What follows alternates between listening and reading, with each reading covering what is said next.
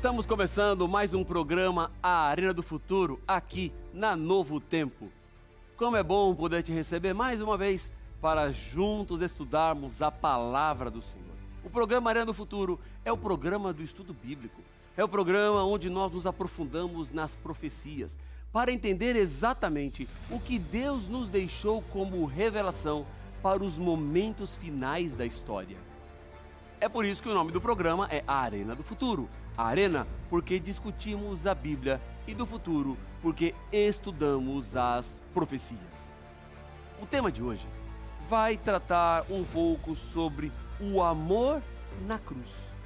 Exatamente, o que significou Jesus vir aqui e ser sacrificado no nosso lugar? Qual foi a prova de amor que ele demonstrou ao se entregar? Por que colocaram uma coroa de espinhos na cabeça de Jesus? Quer entender mais? Fica comigo, o Arena do Futuro já está no ar.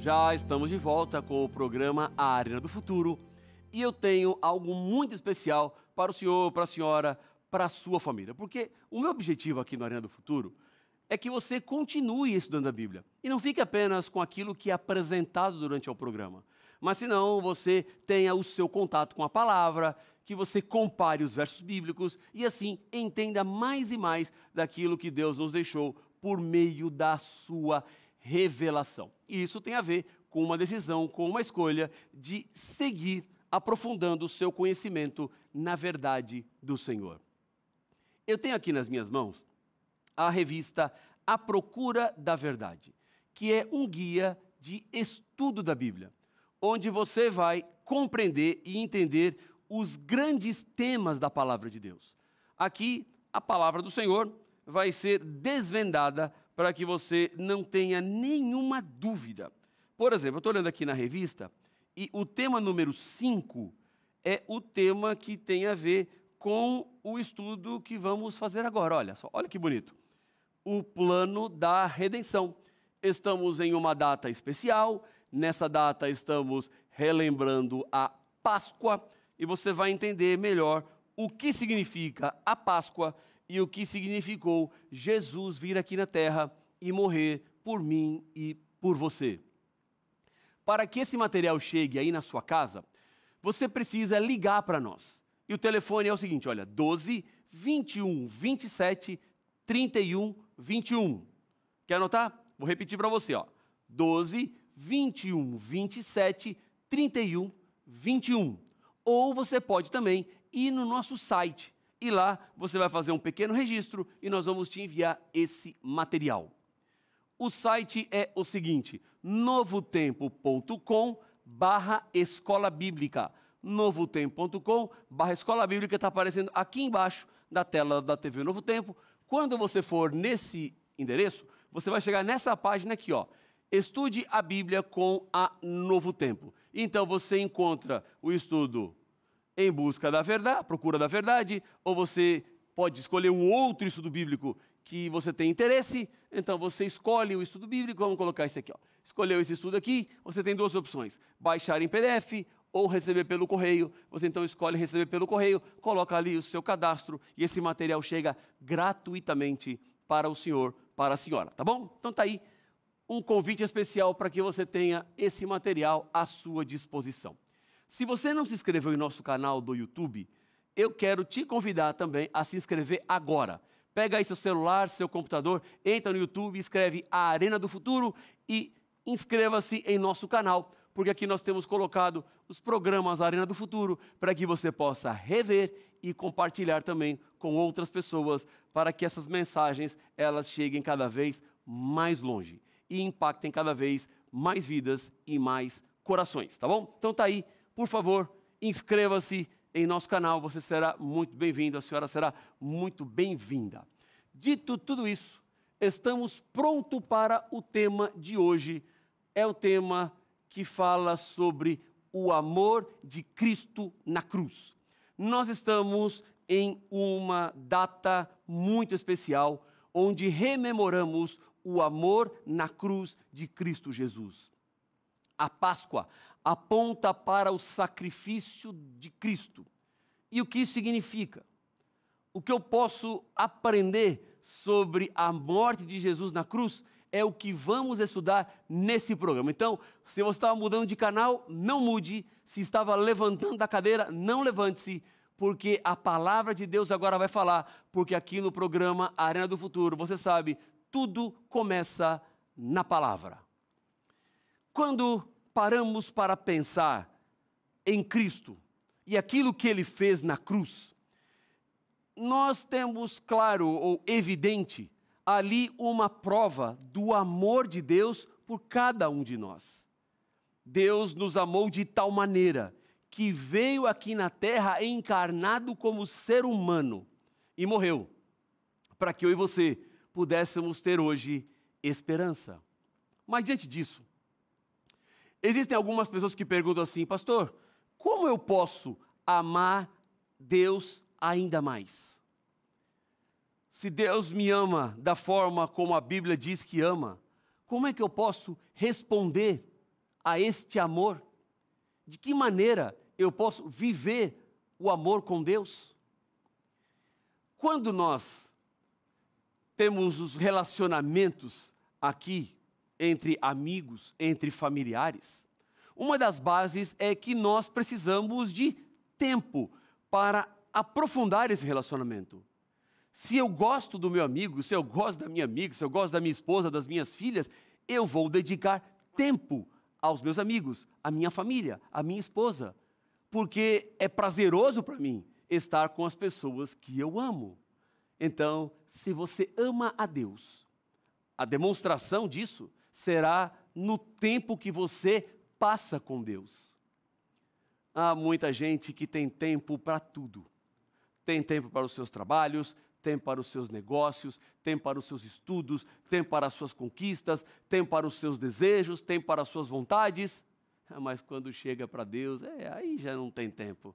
Aí já não dá, se sobrar, vou ver se eu consigo. Damos as sobras para Deus.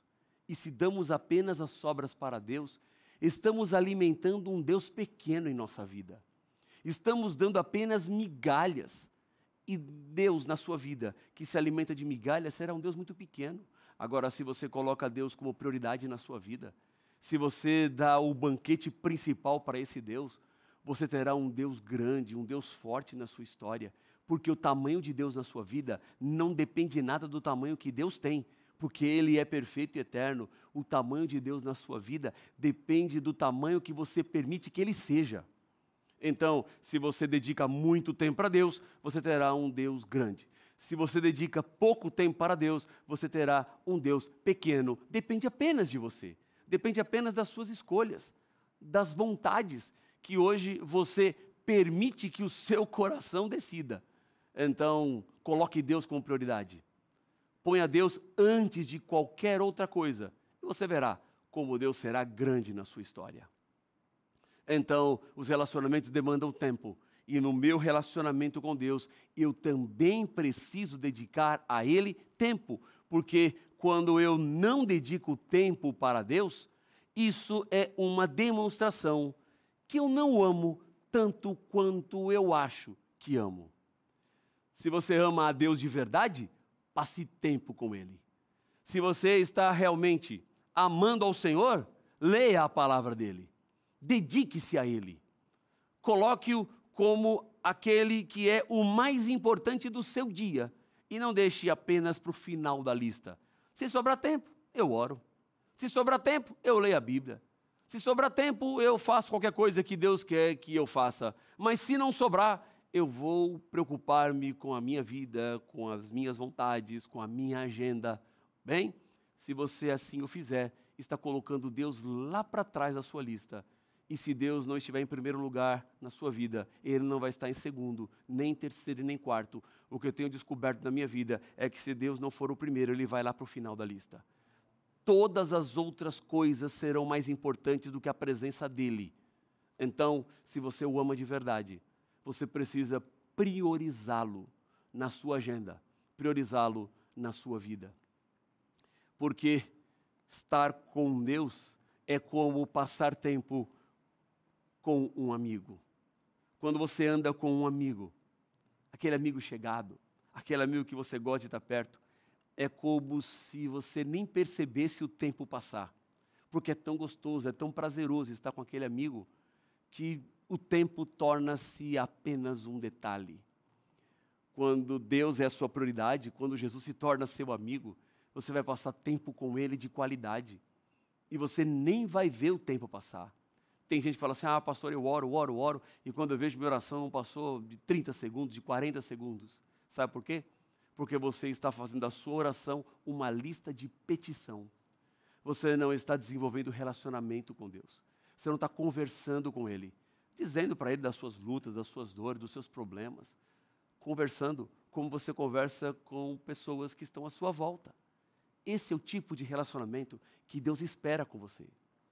É o relacionamento que você precisa desenvolver na sua história. Porque a Bíblia diz em 1 João 4,19, nós amamos, porque Ele nos amou primeiro. Antes de você amar a Deus, Ele já te amava. Nenhum de nós é obra do acaso. Ninguém surgiu nesse mundo apenas por surgir, mas Deus te fez. Ele te planejou. Sua vida não é um erro, você não é um equívoco, mas você é obra das mãos do Senhor.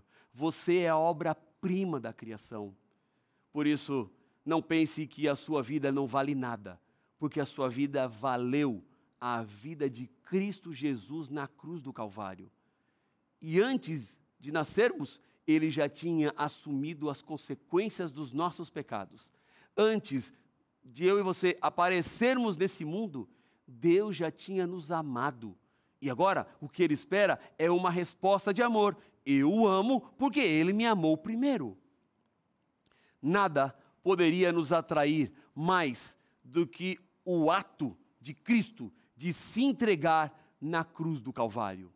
E entender o que aconteceu na cruz muda a experiência religiosa de qualquer pessoa. Muda a sua percepção ou o seu relacionamento com Deus. Há muitas pessoas que ainda não sabem o que significou a morte de Jesus na cruz do Calvário. O que é que Ele foi fazer lá? Por que Ele teve que morrer a morte da forma como Ele morreu? O Calvário, quando entendido e compreendido, quando a cruz se torna clara e revelada, ela nos apresenta um infinito amor de Cristo. E é impossível alguém que entende a cruz não amar a Jesus. Não tem como. A única resposta que cabe ao ser humano diante da compreensão do que foi a cruz é amor, é entrega, é aceitação.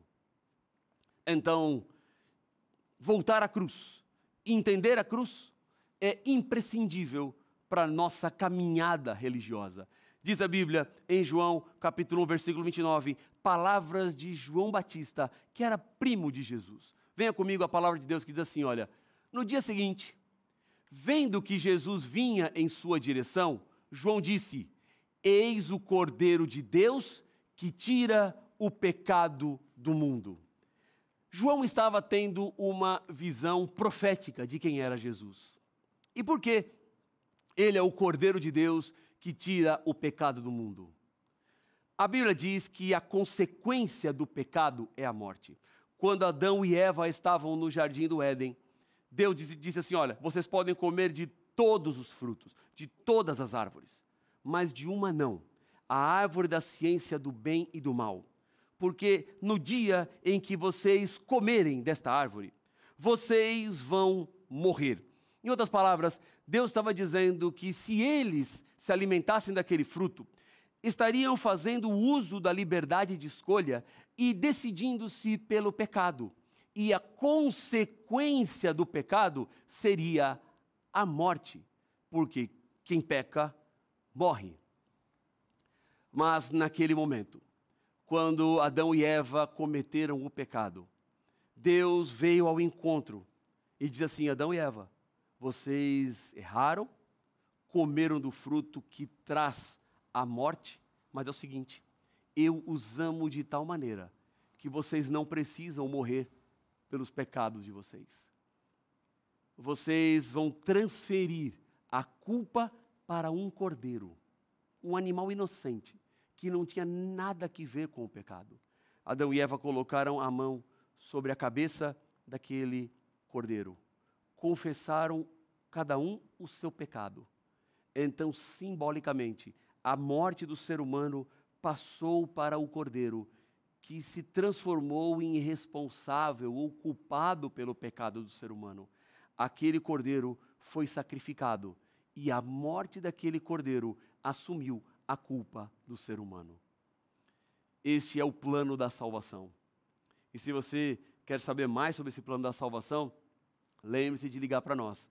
12 21 27 31 21. Vou repetir. 12 21 27 31 21. Então, peça o seu estudo A Procura da Verdade e vamos mandar para você gratuitamente este material, tá bom? Combinado?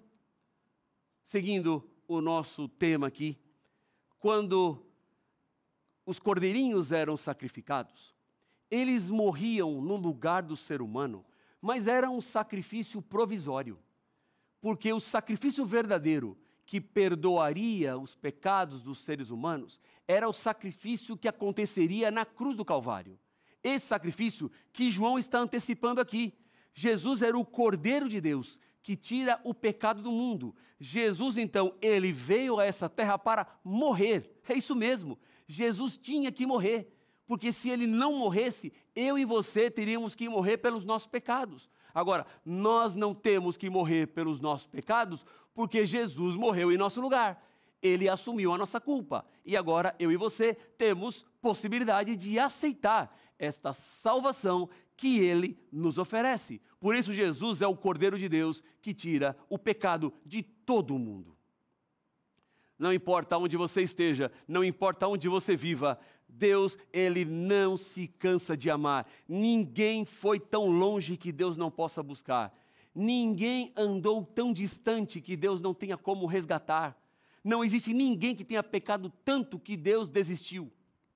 Ele ama você, ele se importa com você. E essa mensagem de Páscoa é uma mensagem para que você tenha, mais uma vez, certeza de que Deus não te abandonou, de que Ele não te deixou, e Ele nunca vai te deixar, Ele nunca vai te abandonar, porque você é o objeto do amor dEle.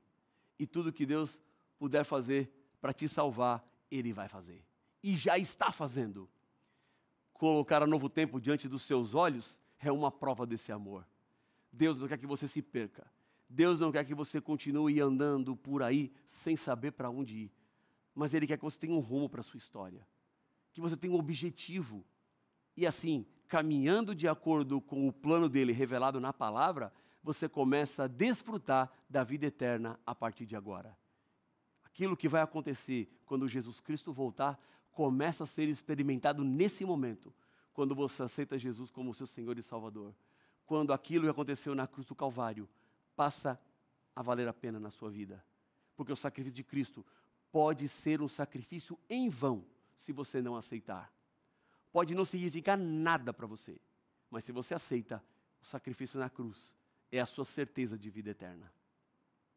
Se Deus não se cansa de amar, por que você não responde agora a esse Deus de amor, dizendo: Pai, eu o aceito, eu quero na minha vida.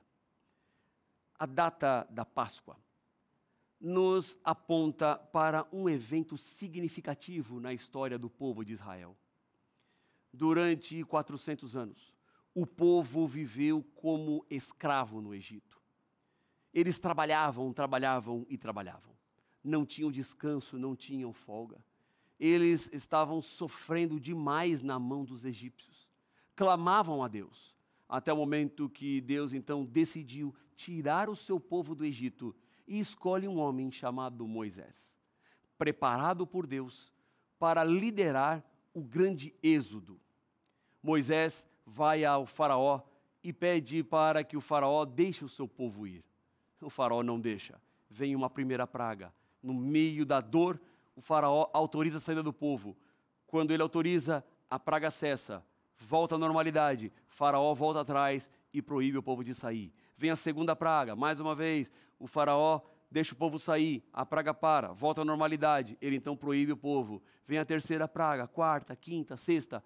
Quando chega, então, na 10ª praga. Essa 10ª praga é literalmente a Páscoa.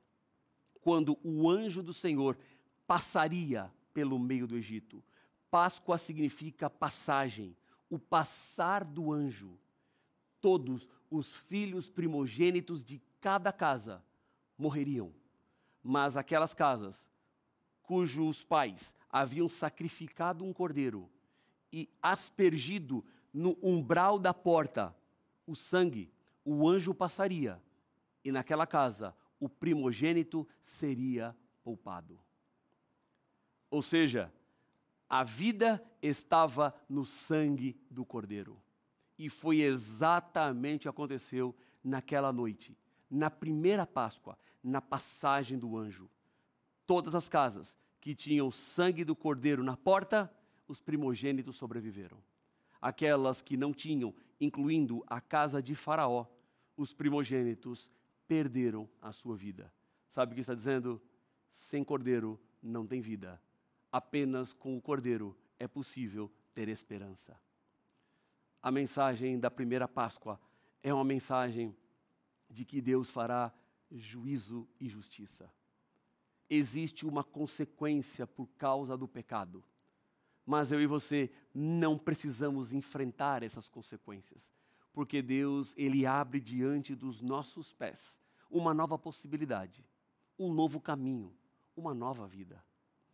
E aceitar é o que você precisa fazer, porque quando nós não aceitamos o sacrifício do Cordeiro, nós estamos vivendo no pecado, e pecado é como areia movediça. Quanto mais você tenta sair do pecado por si mesmo, mais você se afunda. Quanto mais você luta com suas próprias ferramentas, pior é. Você precisa de alguém que esteja fora dessa areia movediça para te puxar e tirar de onde você está. O mesmo acontece hoje em nossa vida. O pecado vai te puxando para baixo. O pecado ele vai te corroendo. O pecado, ele vai te consumindo, ele vai levando as suas forças, ele vai roubando as suas energias.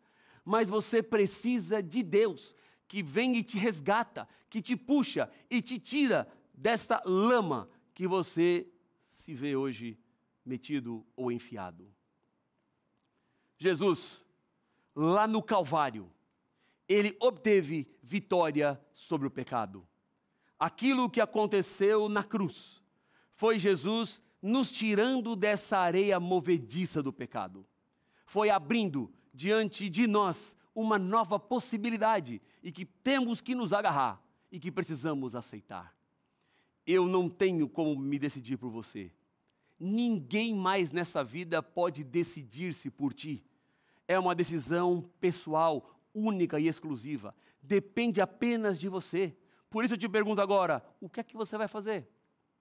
Que caminho você vai dar para a sua história? Qual é o rumo que a sua vida terá a partir de então? Quando eu olho para Jesus no Calvário, eu vejo a vitória sobre o pecado, porque Ele era o Cordeiro de Deus que tira o pecado de todo mundo. Jesus, Ele foi ao Calvário como uma serpente, levantado para que o ser humano pudesse ter salvação e eternidade.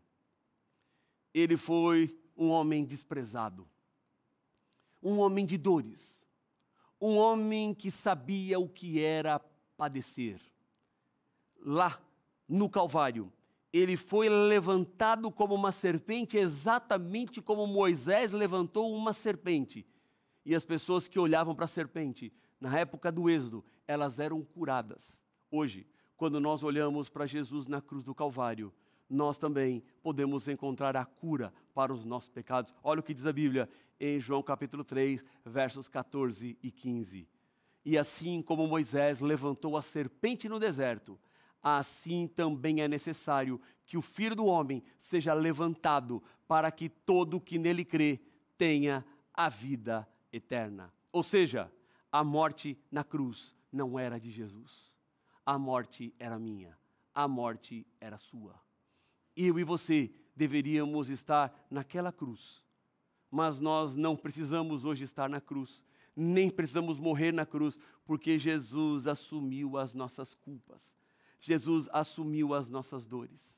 E quando eu olho para esta mensagem, eu entendo que a vida e a salvação na cruz, quando eu olho para a cruz, quando eu aceito aquilo que aconteceu na cruz, eu tenho agora chance para ter uma nova vida, para viver uma nova história. Romanos 6:23 diz, porque o salário do pecado é a morte. Salário é recompensa. Todo mundo que peca deve morrer. Mas o texto não para aí. Porque se o texto terminasse assim, porque o salário do pecado é a morte, não haveria saída para nenhum de nós. Mas a continuação do verso abre a esperança quando diz, o dom gratuito de Deus é a vida eterna em Cristo Jesus, nosso Senhor. Na Páscoa, estamos rememorando o sacrifício de Cristo na cruz. Não é coelhinho da Páscoa, não é ovo de chocolate, não é cenoura. Páscoa significa salvação e eternidade. É Cristo na cruz, esperança no coração e certeza para aqueles que hoje aceitam a morte do nosso Senhor e Salvador pessoal. Temos que olhar para o sacrifício de Jesus e olhando para esse sacrifício, eu e você podemos encontrar esperança e certeza de vida eterna. Priorizar tempo especial com Deus é hoje imprescindível para que você caminhe com Ele, para que Ele prepare você, para que Ele molde a sua vida e para que Ele te dê a salvação e a eternidade. Quando nós amamos a Jesus e entendemos o seu sacrifício, nós compreendemos que tudo aquilo que aconteceu na cruz do Calvário não era para Jesus, era para mim e era para você. Sobre a cabeça de Jesus colocaram uma coroa de espinhos, mas a coroa não era dele. Ele assumiu essa coroa para que eu e você pudéssemos ter agora condições de escolher salvação e eternidade. Essa coroa de espinhos dará lugar a uma coroa de vida eterna, a uma coroa de glória. E isso está muito perto de acontecer. Sacrificaram o nosso mestre, maltrataram o nosso Deus. Ele não tinha que passar por isso, porque ele não pecou, mas eu pequei e eu teria que passar. E ele assume no meu lugar. Ele faz uma troca. A eternidade que ele ganhou porque não pecou, agora está disponível para mim e para você. E a morte que eu ganhei porque pequei, ele sofreu. Se você quer, nesse momento, entregar sua vida nas mãos desse Deus e em breve ter a coroa da vida eterna, ora comigo.